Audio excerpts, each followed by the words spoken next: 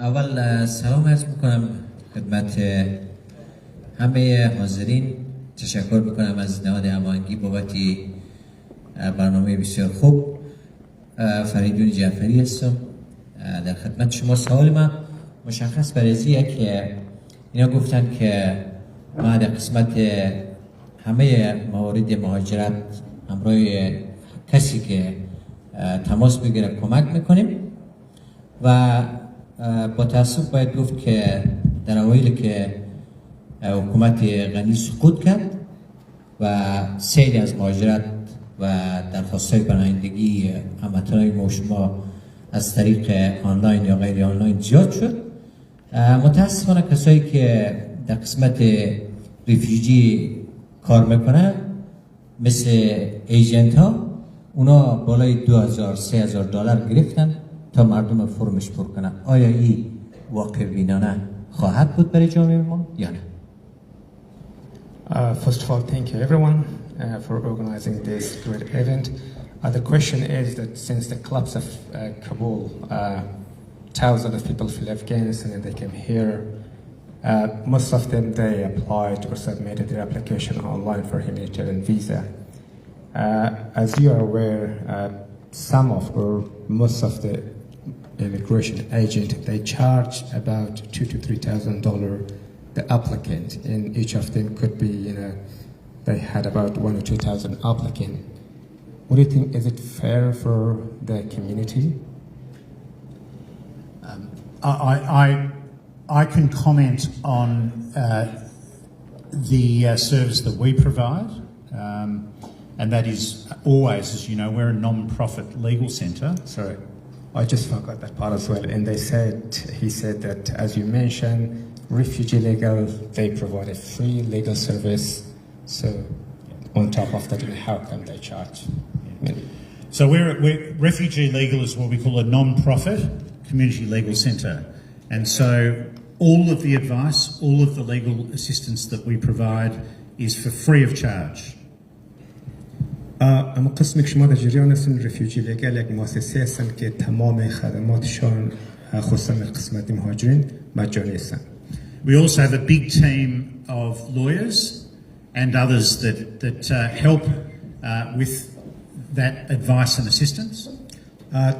داخل مؤسسه رفیوجی لیگل یک تیم بزرگ از وکلای مهاجرتی هستن که همکار هستن یا کمک میکنن. And do our best to help as many people as we can who come to us. و همیشه تلاش بودن که هر قدر نفری که استوان ما باشد در دفتر بیاد ما کمک بکنیم. I understand the question, and that is that there are is whether, as I understand it, the question is about those that charge money for assistance. شاید ما سوالم اگر دقیق فهمیده باشم یا صحیح فهمیده باشم که نگرانی شما از هستن که اکثر از وکلا یا میگرشن ایجنت ها مردم فیس چارج کردن، یعنی پول گرفتن در مقابل پر کردن از درخواست. Yeah, well, the question is they charge too much. Yeah, it's I in my position I'm unable to comment on particular situations where people have been charged money for legal assistance. ما در یک موقف هستم که شاید نتونم به این سوال مشخصا جواب بدیم که چقدر اونا مردم چارج کردن یا فیس گرفتن به خاطر پر کردن از اون درخواست‌ها. But we are very concerned, and I'm not talking about any particular situation, and you haven't mentioned one, so this is not a specific comment on a particular situation or particular fees. It's not a comment on this. اما که چیزی غیر معمول نیستن که مثلا شما توضیح داده باشیم که یک کس یا دو کس مشخص باشه که یک نفر پیسه اضافی یا پیسه زیاد چارج کرده باشه. But our hope is that people, as much as is possible, are able to get the legal help that they need for free without paying money. ولی ما گفتم میتونم که دفتر رفیوجی لیگل به هر اندازه که در توانشون باشد به صورت مجانی میتونم مشوره حقوقی مهاجرتی در بخش مهاجرت ارائه بکنم. And that's what we aim to do. هدف ما یا اینکه کار ما میتونه چیز هستن به صورت مجانی. Yeah. And we're very concerned to ensure, as part of that, that people don't spend money that they don't need to spend. چیزی که من پیشتر گفتم در قسمتی که مردم نباید پول مصرف بکنه، پول مصرف میکنه ولی اینا یک مؤسسه صرف به صورت مجانی خدمات داره. I know sometimes, and one final point on this, I know that sometimes we hear this, that sometimes people think the more money they pay, the better the help they'll get. It's simply not true. ممکن است بعض وقتا مردم ده فکر باشن که به هر اندازه که ما پول بیشتر پرداخت کنیم برای یک وکیل یا میگریشن ایجنت ممکن است تاثیراتش بیشتر باشد، ولی صادقانه چنین چیزی نیست. It might be in some areas of society that the more you pay, the more you get, but not in this area. ممکن است در بعضی بخش‌های دیگه امتیاز باشد، اما در قسمت مهاجرت یا مسئله ویزای گپا مگه چنین چیزی نیست. You know, the level and quality of the legal help is not determined by how much money you pay. کیفیت کار حقوقی در بخش مهاجرت ارتباط به این نمیگیرن که شما چقدر پول اضافی بیشتر پرداختین. And I can confidently say we have a big team of lawyers and others helping those lawyers, a big team, and you know they are some of the finest you know lawyers and you know others that who've been doing this for a long time and are very dedicated, very committed, as you know, to providing the best possible help they can. و ما قسمی که من پیشتر گفتم تیمی که مربوط مؤسسه رفیوجی لیگل هستن، یک تیم وکیلای برجسته و خوب هستن که تقریبا بر سالهای متعدد در قسمت کار کردن و همکار بودن با ما و کارشون فوق‌العاده است. I'm very proud of our team. They do great work. ما برای تیم خود افتخار میکنیم، بسیار یک تیم خوب و فوق‌العاده است.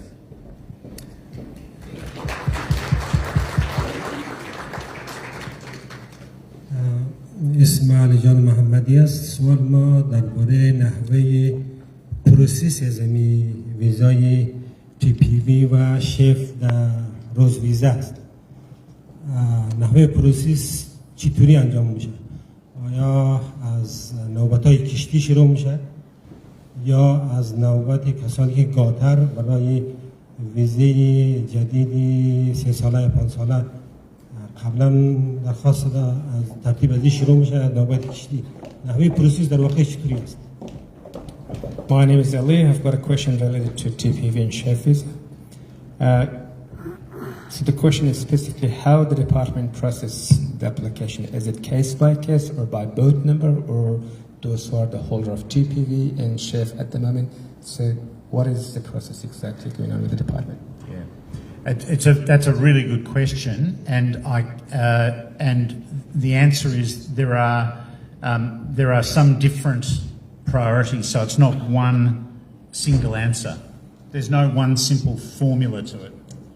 مگه بسیار یک سوال خوب هستن. برای از اینکه من برای شما جواب داشته باشم بسیار یک جواب مشخص یا یک فرمول مشخص نیستن، ممکن هستن ابعاد مختلف داشته باشن.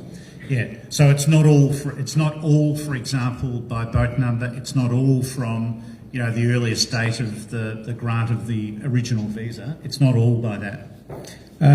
مگه دقیقاً بعض وقتا شده نمیتونن که مطابق با منبر کشتی یا مطابق با وقت صادر ویزا باشد پروسس. Yeah, and just to add to that, there are particular cases that they have been prioritising for different reasons. به این که به سوال شما جواب مشخص داشته باشه ممکن است اداره مهاجرت برای یک تعداد گروه اونا را در اولویت قرار بدن، در اول لیست قرار بدن به خاطر بررسی کارشون.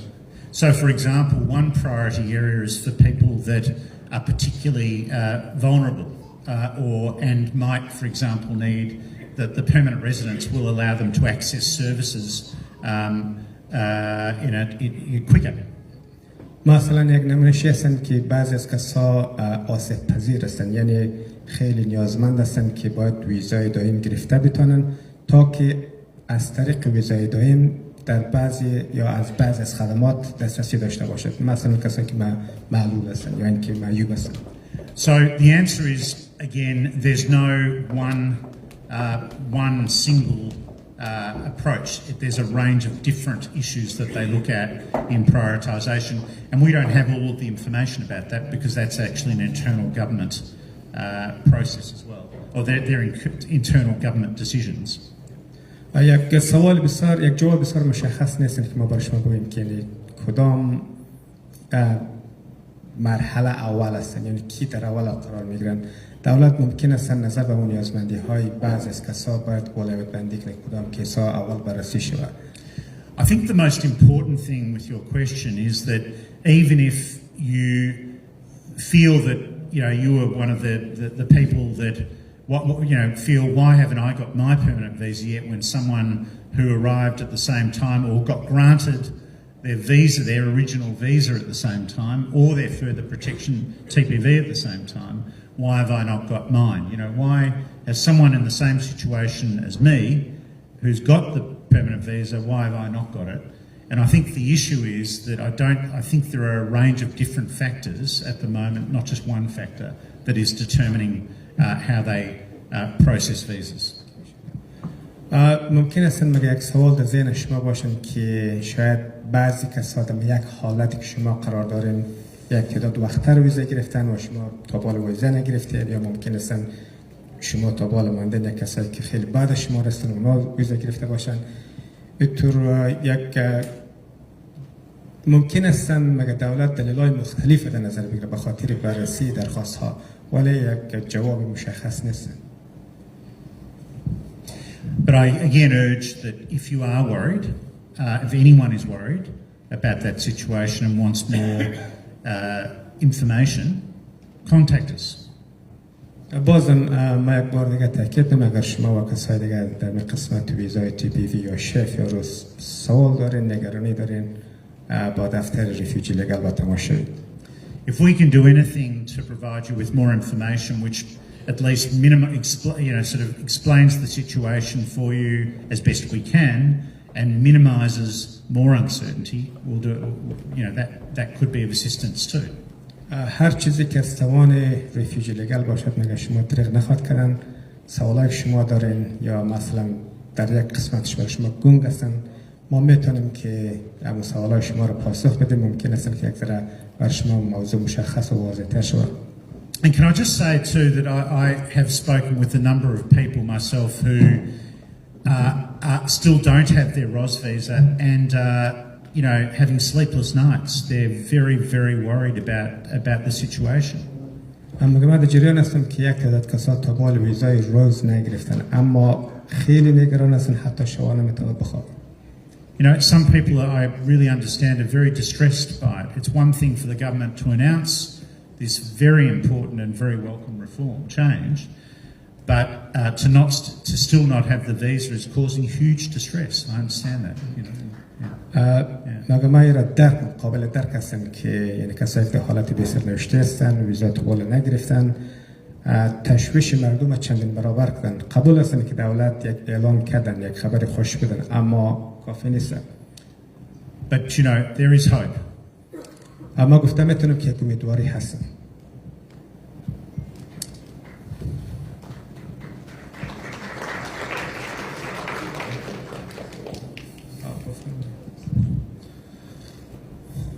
با اجازه حضور محترم آقای دیوید منه، سوال ما در این موضوع بود که ما بیشتر از یک دهه هسته اینجا هستیم و درد ما است که در طی بیشتر از یک دهه که باید از تمامی مزایا و حقوقی که می داشتیم متاسفانه محروم شدیم، از تمام مزایا و حقوق مدنی و هیچ گونه‌ای از آن استفاده نبردیم.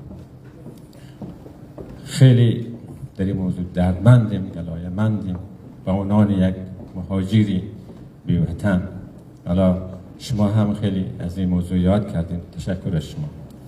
بعد موضوعی که ما را زیادتر در این اواخر توقع می رفت از دولت فعلی که این روندی پروسس ویزا را تصحیح ببخشند و ما را امیدوار ساخت. متاسفانه بسیار کند، بسیار بطیء پیش میره.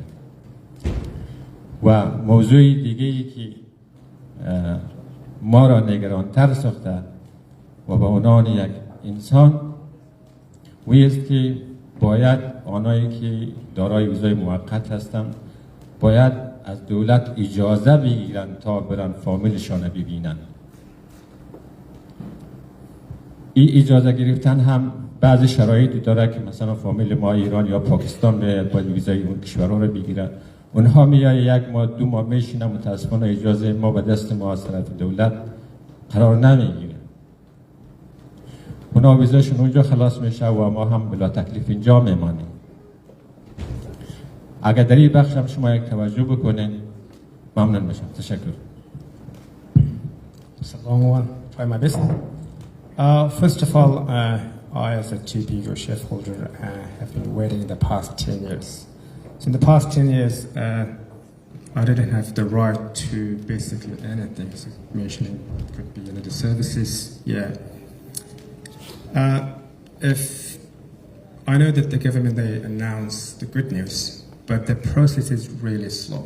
And can I ask that if the government they speed up the process of visas or granting the permanent visa? The second point is about granting travel permission. Those who are on TP or chef, they have to have travel permission from the department in order to travel overseas. Sometimes we ask the family to go to the third country or second country. So by the time when the department they issue or grant as a travel permission, their visa going to get expired in there. So it takes 2 to 3 months for someone to have travel permission from the department, and it's a big challenge. Yeah. Asking if if you just say something about this or maybe put pressure on the government to escalate the problem. Yeah.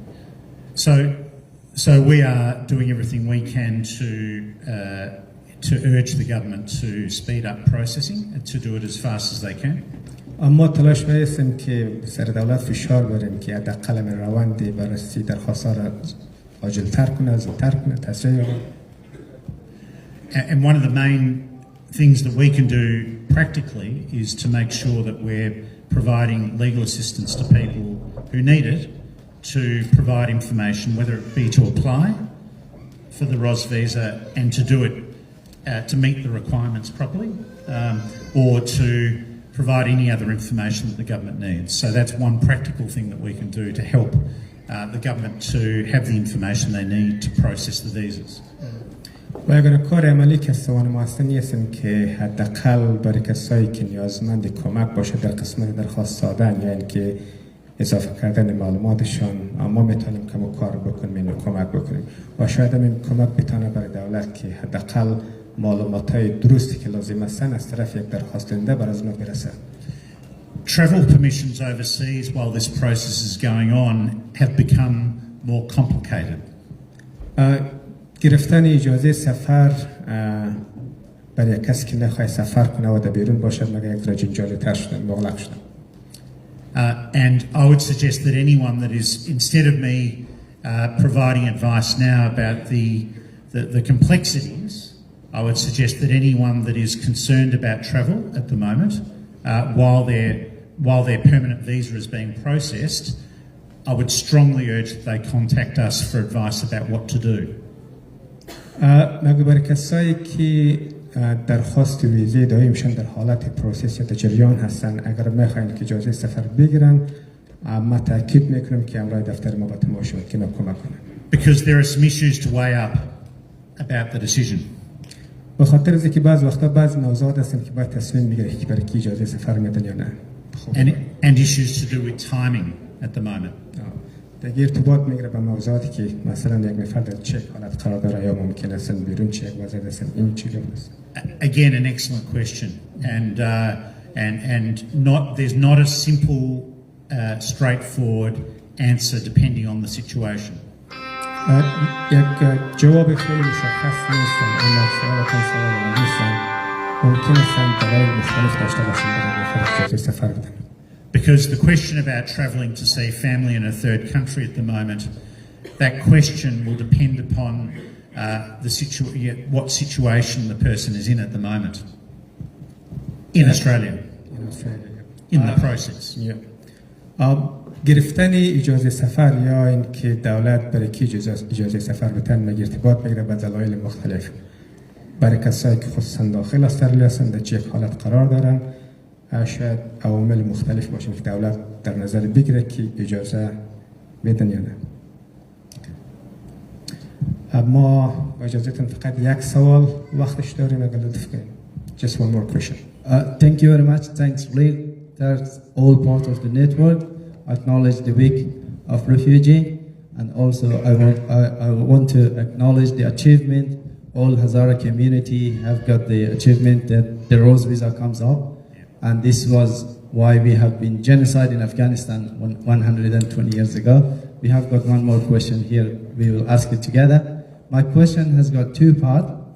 So the first part is about compensation. So how we can make it this to a want or to a voice, because the pain and the damage about every single cell of nerve of everyone who has got 10 years spent here, and a lot of family has been going back at home or different countries. It's no one can feel it except these people. How we can interpret it in a public, in a media, to pressurize the government. The second, I asked this question 2-3 years ago before from you. Is there any potential a strong voice can bring it to the society? The second part is, a few months ago I asked Mr. Dan, the Minister of Immigration, that about the reunion of the family. As you know, there is a very hard process, those who come here by the boat. For reunions, there is a lot of legal stuff. They set it as a law. They don't let them to reunion. For these people, they already spent 10 years in a limbo, in a real limbo. No one knows what does it mean except themselves. For them, there is a very hard process. How we can change it to ask for a compensation, and then we can lobby it to facilitate it, and we can then fast process their reunion. I apologize if you can get two questions together and then you can answer in once. Sorry, just a quick question. My question is just one question, make it shorter. What's your thought on the 11 or 12K which is left behind from this process or from this pathway? Thank you. No, sir, I missed the last question. I wonder if we do the first question, just interpret that first, and then come to yours. Yep. اینا در قسمتی از این صحبت کردن یا سوالشان این بودن که کسایی که در مدت 10 سال در اینجا بودن به سرنوشت بودن، وقتشان ضایع شدن، دپرس شدن، مشکلات روانی پیدا کردن. آیا چه یک راههایی وجود دارن که جبران خساره کنن در مقابل دولت؟ یعنی یک نفری که 10 سال به سرنوشت هستن، فامیل خدا ندیدن، شاید حق کار محروم بوده باشن، یا ممکن هستن از بسیار خدمات یا مزایای زندگی محروم شده باشن.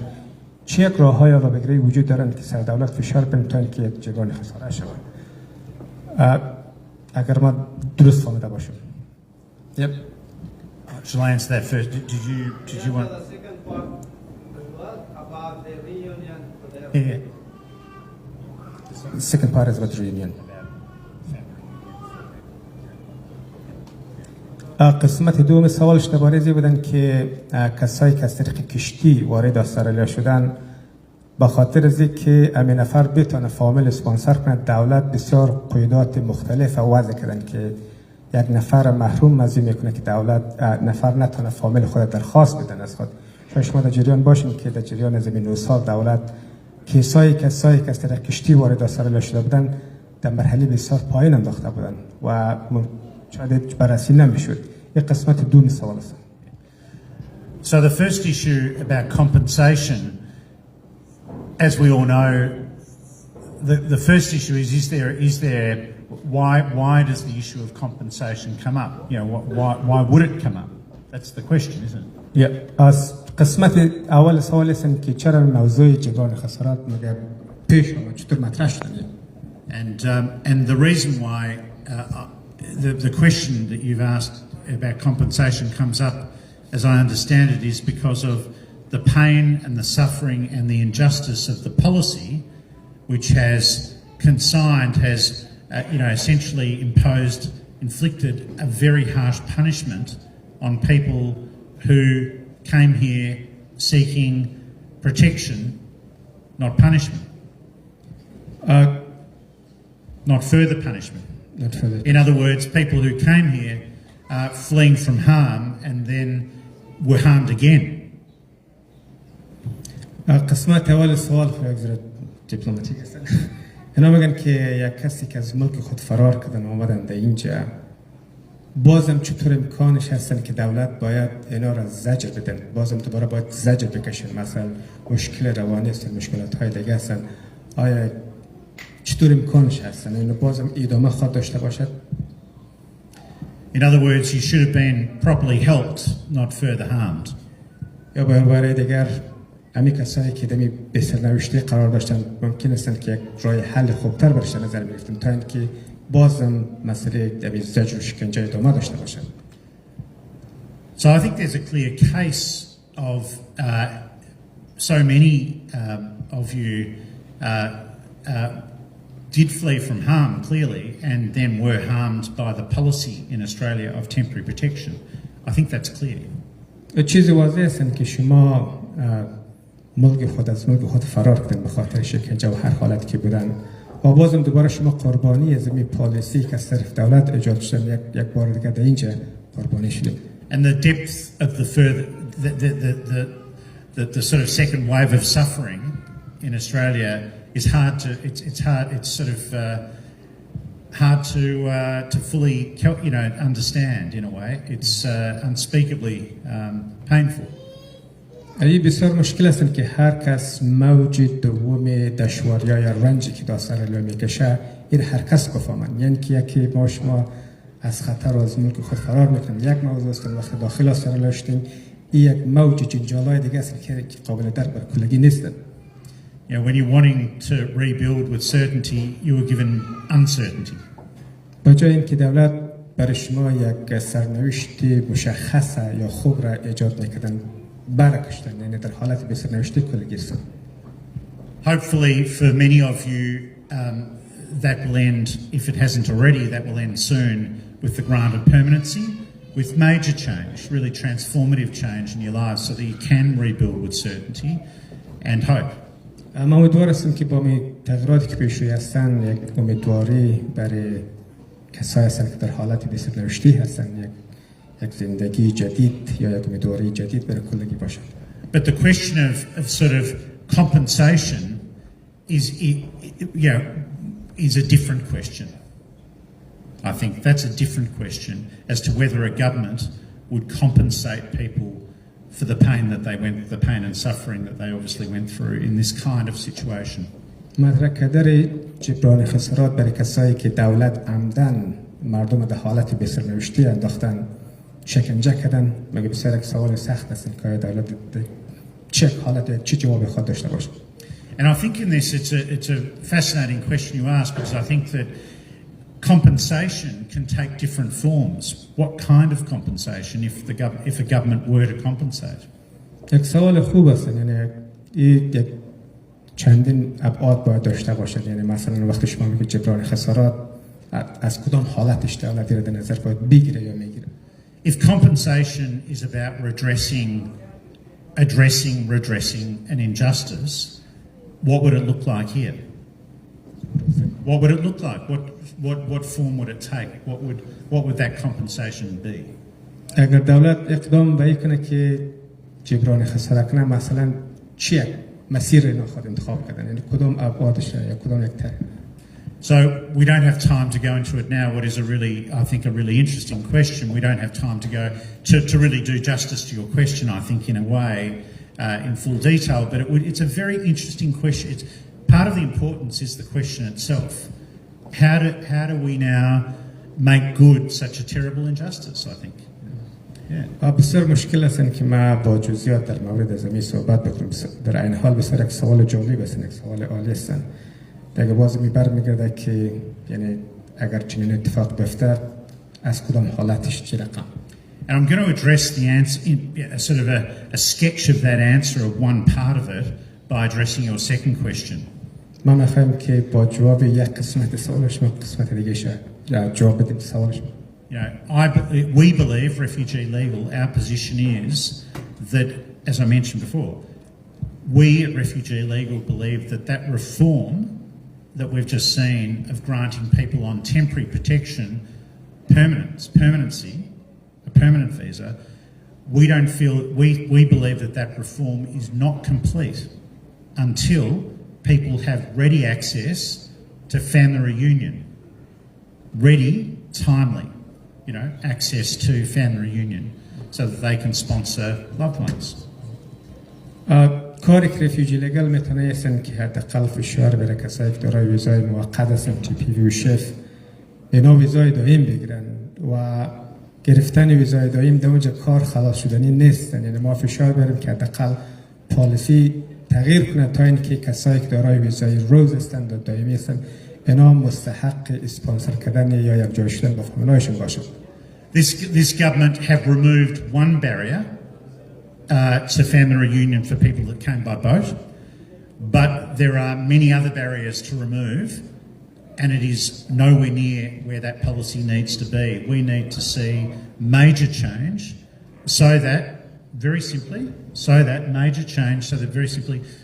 people who have been left in limbo for more than a decade, when they get permanent residence, are able to not have another decade or 2 decades of waiting again for what matters so deeply to most people, of course, what matters most deeply to most people, and that is reuniting with family here in safety with a new home.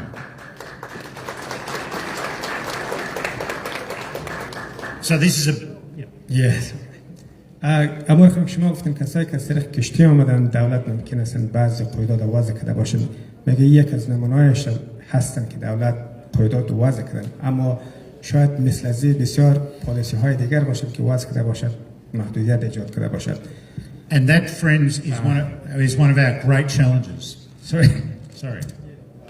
خب هدف اصلی هستن که ما فشار بریم کسایی که دارای یک ویزای روز هستن در نهایتش مستحق اسپانسر فامیلشون باشد.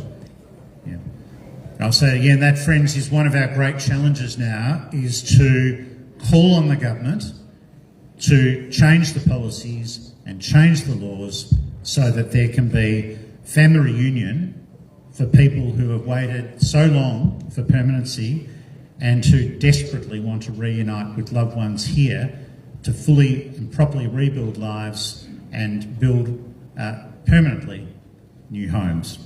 یگانه کاری که ما میتونیم باید سر دولت فشار بریم، یعنی گپ بزنیم تا اینکه حداقل پالیسی که یک نفر دارای مدت 10 سال منتظر از اینکه ویزای دائم بگیرن و بعد از اون بخواین فامیل خود ببینن، یعنی که در یک حالت بی سرنوشتی بودن، یعنی فشار باید دوامدار باشن تا که دولت حداقل تغییرات بیارن که یک نفر دیگه یا کسایی که دارای ویزای روز هستن مستحق یک جا شدن با فامیلایشون باشن که به سالها منتظرشون بودن. We'll keep raising our voices, but the most important voices of all in this are yours. Keep asking those questions, all of us. But your voices are going to be absolutely critical here, and they need to be heard. And as voices which are calling on the government for major change. ما تلاش خود میکنم از طرف خود، اما چیزی که مهم است صدای شما است. همیشه صدا بلند کنید، سوال مطرح کنید، سر دولت باید فشار برن تا که تغییرات بنیادی ایجاد شد. تشکر.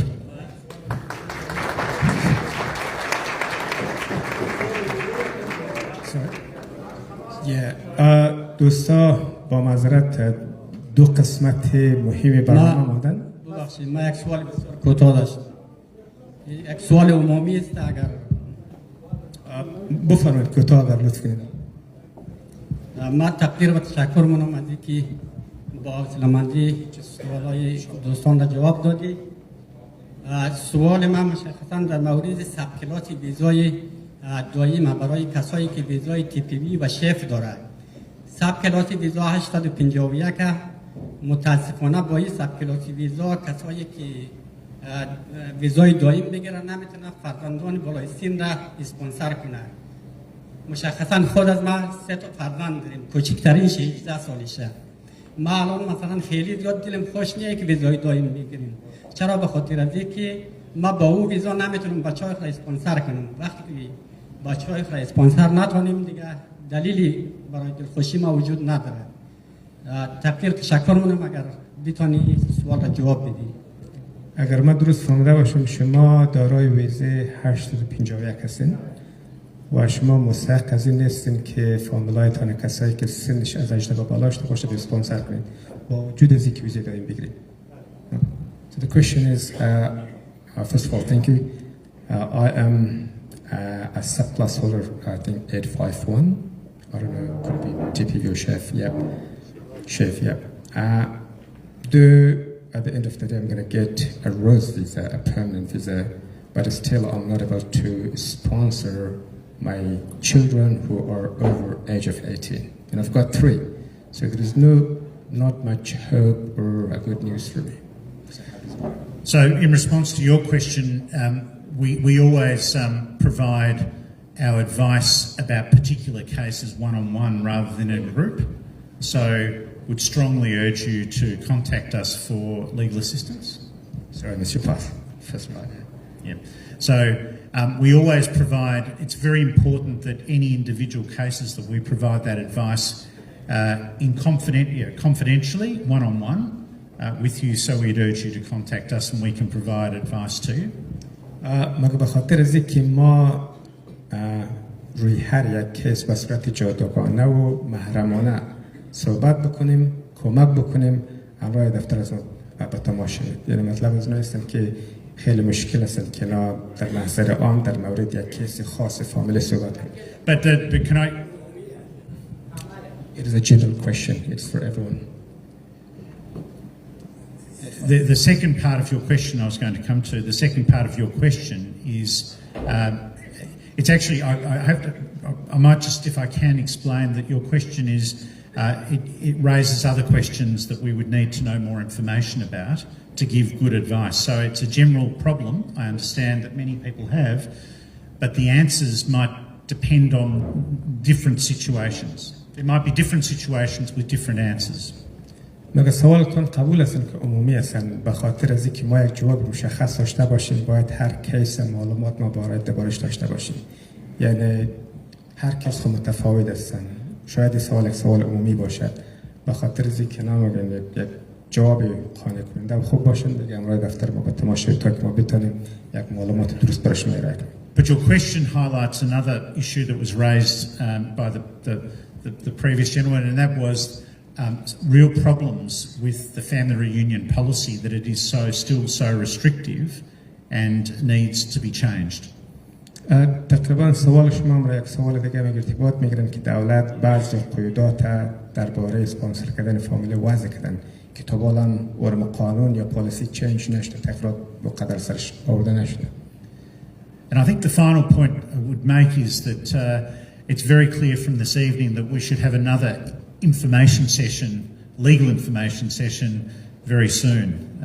And we do plenty of these, as you know, with yours and other communities, and we will hold another one soon because there are a lot of questions, and it's really important that we continue to have these conversations and then provide you with that access to one-on-one advice. قسمی که دیدم میشه نمیشه سوالای بسیار مطرح شدن در قسمت‌های مختلف. ما مطمئن هستیم که به میزودیا یک برنامه معلوماتی حقوقی در قسمت مهاجرت به میزودیا خواهد داشتیم. باز میتونیم که در اونجا سوالا مطرح شود و اینا شما رو مشوره بدیم. تشکر.